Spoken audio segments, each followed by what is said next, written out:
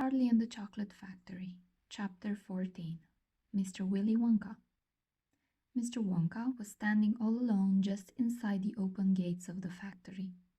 And what an extraordinary little man he was. He had a black top hat on his head. He wore a tailcoat made of beautiful plum-colored velvet. His trousers were bottle green. His gloves were pearly gray.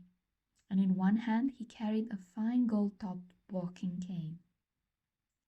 Covering his chin there was a small neat-pointed black beard, a goatee, and his eyes were most marvelously bright. They seemed to be sparkling and twinkling at you all the time.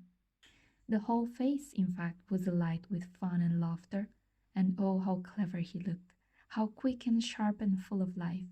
He kept making quick, jerky little movements with his head, cocking it this way and that, and taking everything in with those bright twinkling eyes. He was like a squirrel in the quickness of his movements, like a quick, clever old squirrel from the park.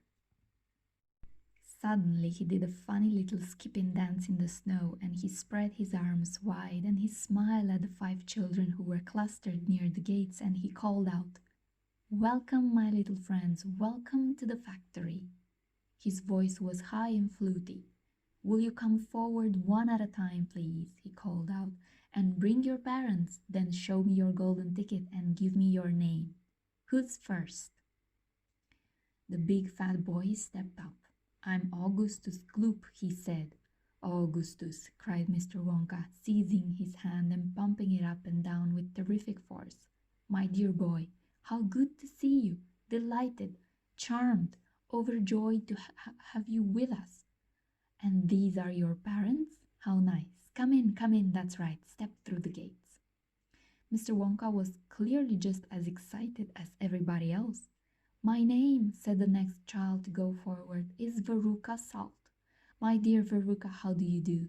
What a pleasure this is. You do have an interesting name, don't you? I always thought that a Veruca was a sort of wart that you got on the sole of your foot, but I must be wrong, mustn't I? How pretty you look in that lovely mink coat.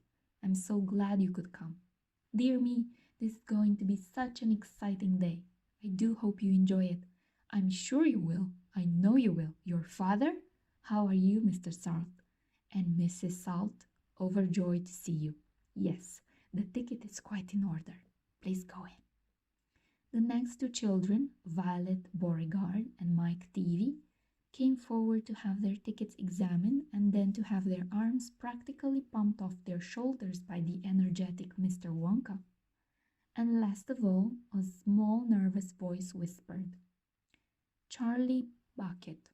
"Charlie," cried Mr. Wonka. "Well, well, well, so there you are. You're the one who found your ticket only yesterday, aren't you?" Yes, I read all about it in this morning's papers.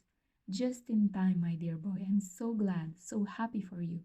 And this, your grandfather? Delighted to meet you, sir. Overjoyed, enraptured, enchanted. All right, excellent. Is everybody in now? 5 children? Yes, good. Now will you please follow me? Our tour is about to begin. But do keep together. Please don't wander off by yourselves. I shouldn't like to lose any of you at this stage of the proceedings. Oh dear me, no."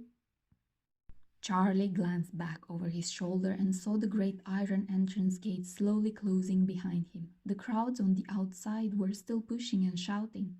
Charlie took a last look at them. Then, as the gates closed with a clang, all sight of the outside world disappeared. "Here we are," cried Mr. Wonka, trotting along in front of the group. "Through this big red door, please. That's right.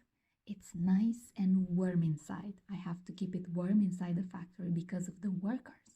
My workers are used to an extremely hot climate. They can't stand the cold. They'd perish if they went outdoors in this weather.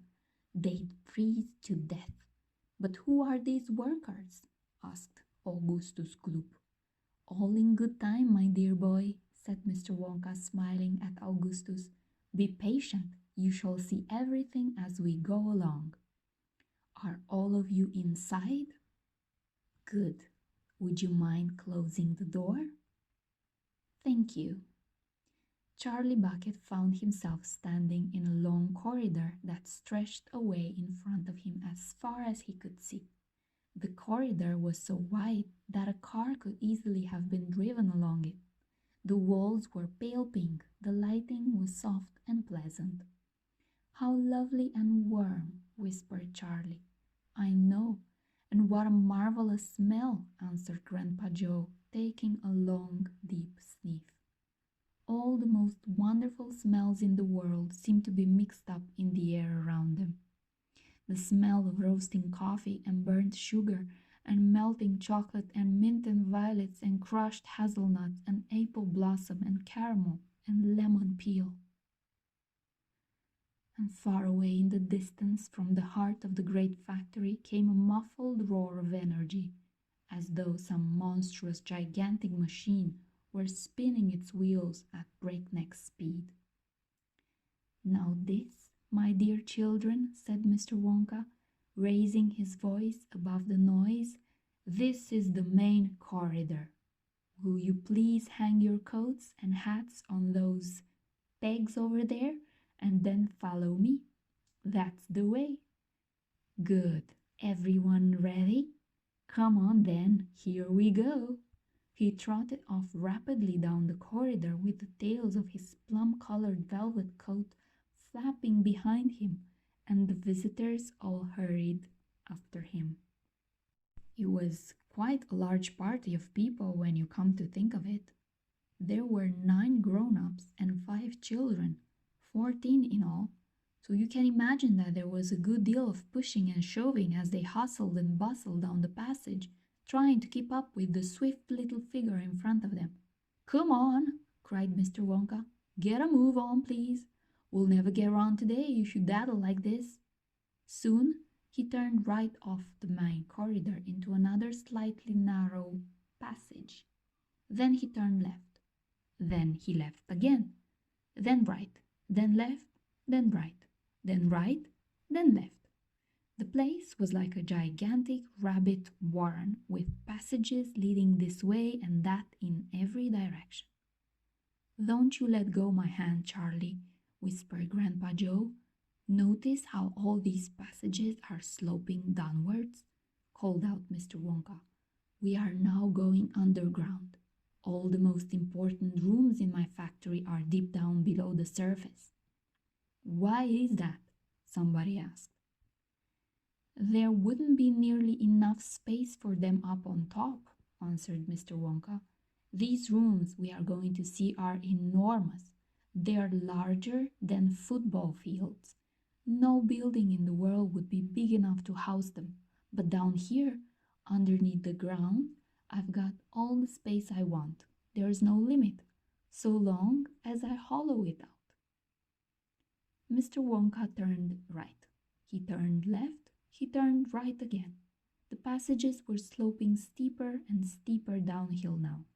Then suddenly, Mr. Wonka stopped. In front of him there was a shiny metal door. The party crowded round. On the door, in large letters, it said, "The Chocolate Room."